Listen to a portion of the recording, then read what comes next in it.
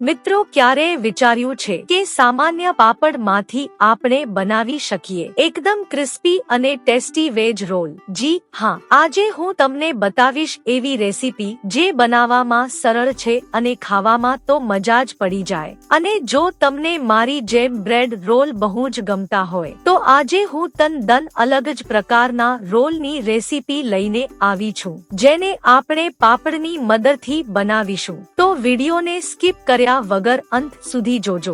અહીં મેં 4 થી 5 મીડિયમ સાઇઝના પાપડ લીધા છે. સાથે ખમણેલું ગાજર, જુલિયન કટ કરેલા શિમલા મિર્ચ, જુલિયન કટ કરેલી ડુંગળી લેશું. 2 ચમચી સેજવાન સોસ, 3 ચમચી ટોમેટો સોસ અને 1 થી 1.5 ચમચી જેટલો ઘરમાં બનાવેલો મેગી મસાલો લેશું. તો સૌથી પહેલા પેનમાં થોડું પાણી નાખીને પાપડને પલાળી દેશું. પાપડ સરખા પલળી જાય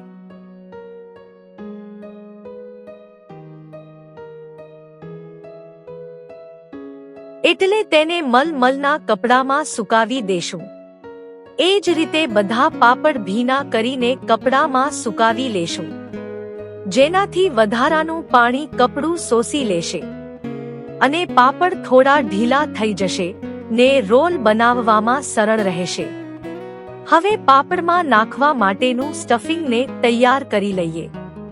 તેના માટે બાઉલમાં ગાજર, ડુંગળી, મરચા,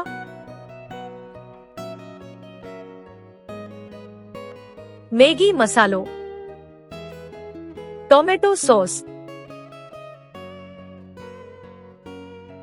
અને સેજવાન સોસ નાખીને બધું સરખું મિક્સ કરી લેશું. તો પાપડનું સ્ટફિંગ તૈયાર છે. હવે પાપડમાં જો પાણી હોય તો કપડાથી કોરા કરી લેશું. ત્યારબાદ પ્લેટમાં પાપડ મૂકી તેમાં તૈયાર કરેલું સ્ટફિંગને ભરીશું. જો તમને ચીઝનો ટેસ્ટ ગમતો હોય તો ઉપરથી થોડું ચીઝ પણ નાખી શકો છો. હવે પાપડને આ રીતના ફોલ્ડ કરીને રોલ બનાવી લેશું.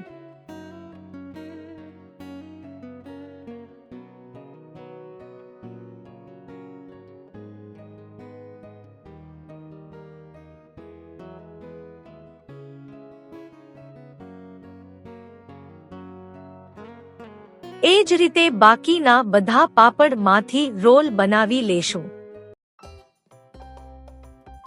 હવે પેનમાં થોડું તેલ અથવા બટર નાખીને પેનને ગ્રીસ કરી લેશું અને પાપડના રોલને મૂકી દેશું. ઉપરથી થોડું તેલ લગાવીને બંને બાજુ સરખા શેકી લેશું. જો તમારી પાસે એર ફ્રાયર હોય તો તમે તેમાં પણ બેક કરી શકો છો. બંને બાજુ સરખા બેક થઈ જાય એટલે તેને પ્લેટમાં નીકાળી લેશું ને બાકીના પાપડને પણ આવી જ રીતે તૈયાર કરી લેશું.